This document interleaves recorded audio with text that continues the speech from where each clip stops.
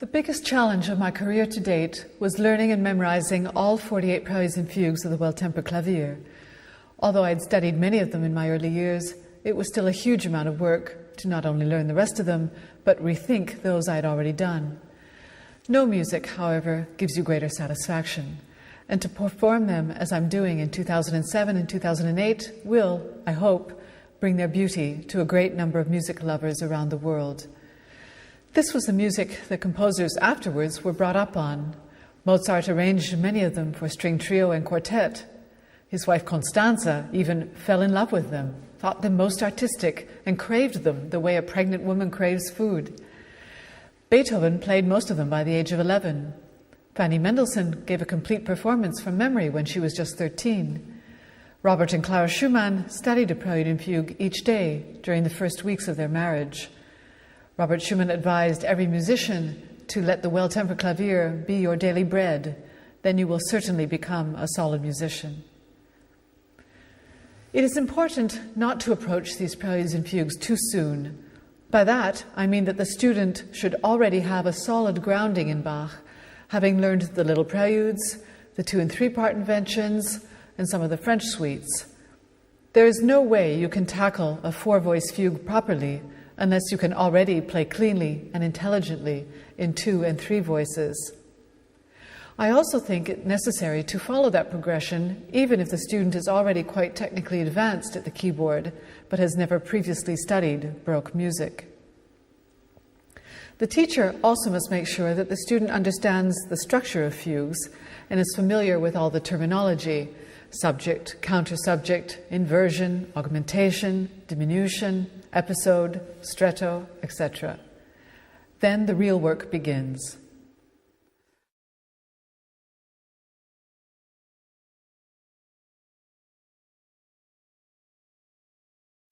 I will talk about editions later, but it is best to choose one that is urtext and has the original markings, meaning hardly any. That way you are not influenced by any editorial suggestions. You will have to read through the fugue to get an idea of the tempo you want to eventually play it at.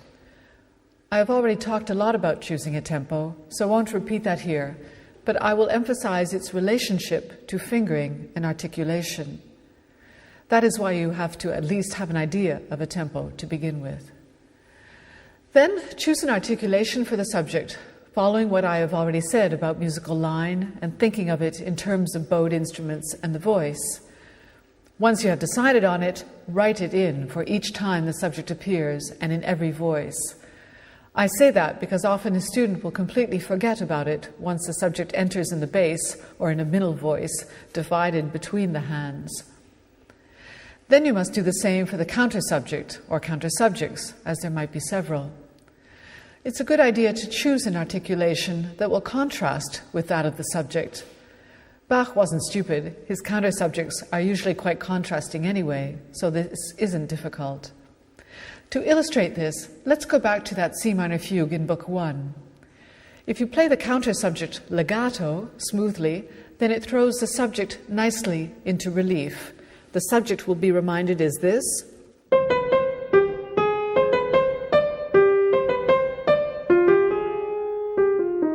The counter subject is.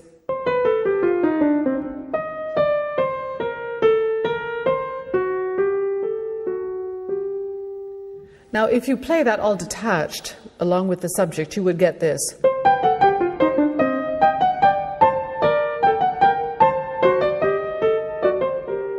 I don't think brings the subject out enough into relief. So if you slur the counter subject, you get this.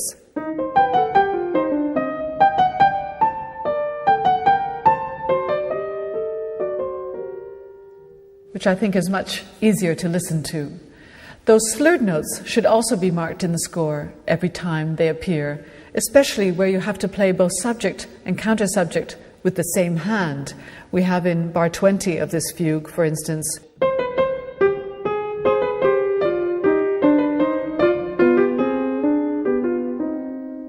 that's very difficult to do because you have to play staccato and legato with the same hand. If you don't slur the counter subject, then it becomes much easier to play, but far less effective.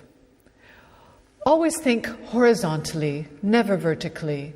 Or at least you can think vertically when feeling the harmonic progressions, but they come about because of the simultaneous horizontal voices. I'd like to show you this with the B-flat minor prelude from Book 1 of the Well-Tempered Clavier. It's a prelude, not a fugue, but the counterpoint is lovely, although people still tend to think of this vertically.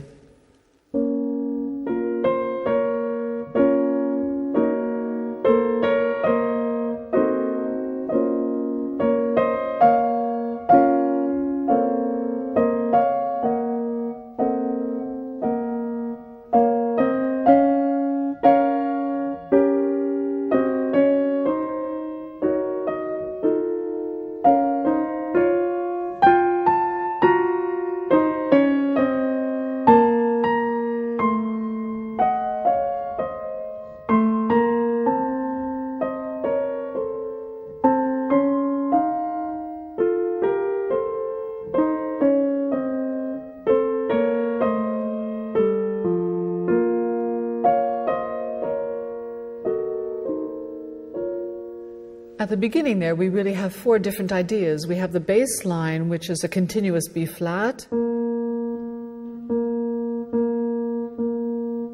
We have the inner voice in the left hand, which gives the harmony.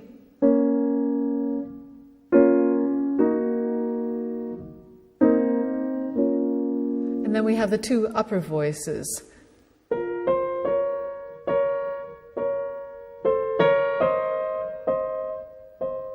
So together that makes...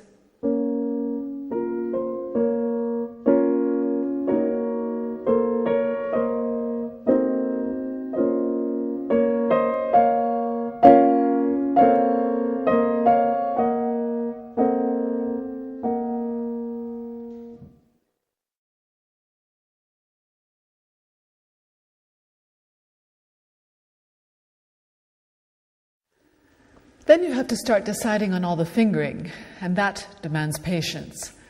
Do this hands separately, although occasionally you will have to take notes from the other staff, but that will become obvious as you progress. And also do this without pedal. If you don't do this hands separately, you will waste a lot of time. One of the most common faults occurs when notes are tied over and held for several beats, with another voice being played by the same hand.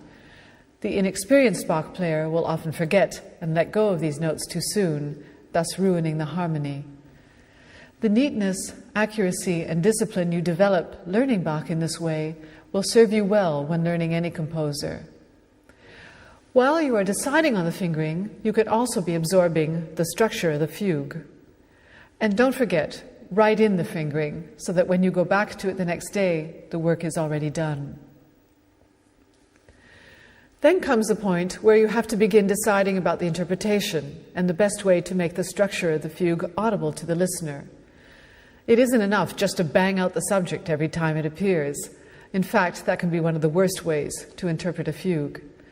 The balance with all the other voices is extremely important and can be constantly varied.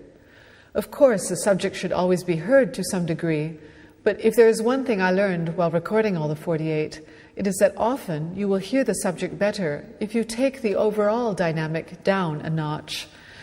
This results in a far greater clarity and allows you to save something for the climax of the piece. I also learned that in a stretto passage, that's one where there are entrances of the subject overlapping each other, it is best to bring out the voice that the ear will not naturally follow. Let me show you that in the wonderful B-flat minor fugue from Book 2 of the Well-Tempered Clavier. There's a passage here where we have the subject in both the top voice and the bottom voice. In the top we have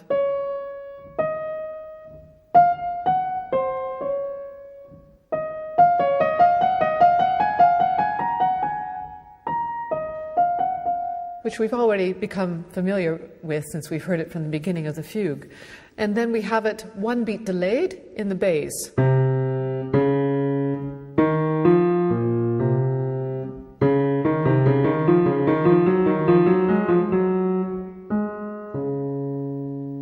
So since this passage starts with the subject on the top voice, the ear will naturally hear that. What it might not hear unless we bring it out is that subject in the bass line.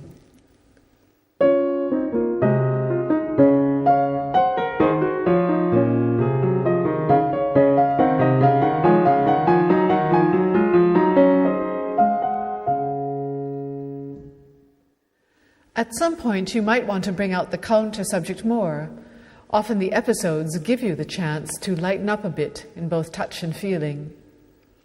When studying a fugue that is particularly dense, it's a useful exercise, and I stress exercise because you would never play it this way in performance, to play it bringing out each voice in turn. This will help clarify the part writing in your mind and your fingers. As an example of this, let me show you the F minor fugue from Book 1. I'll play this part 4 times, bringing out each voice in turn, starting with the top voice, which has the subject.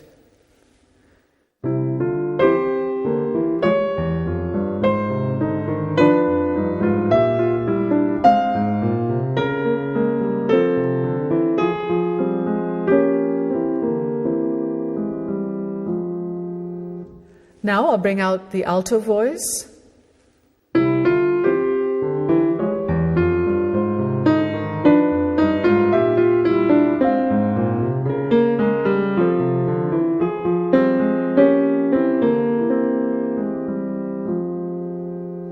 And now the tenor voice, which is perhaps the most difficult one to bring out.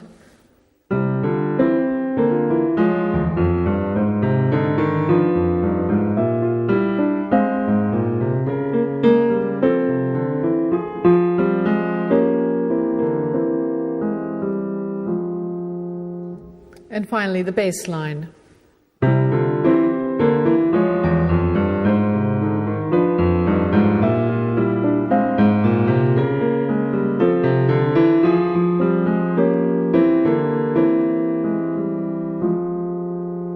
Now, I don't suggest playing it in performance like any of those ways. In the end, you have to balance everything out to make music. So you could play it like this.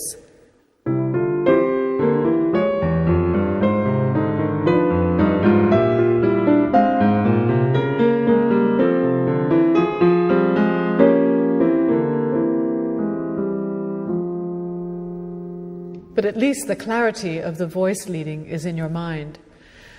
You can also be even more adventurous and play one voice while singing another simultaneously. I used to do this with the D major fugue from Book 2. At the beginning,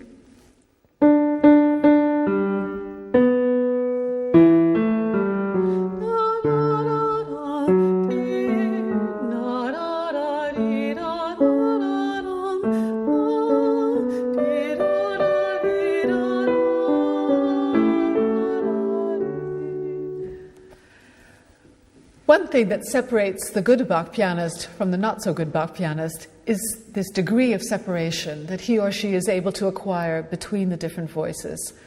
I cannot stress the importance of this voicing enough. Once that basic work is done, you have to figure out an overall scheme of dynamics. I like to call this a roadmap of where you are going.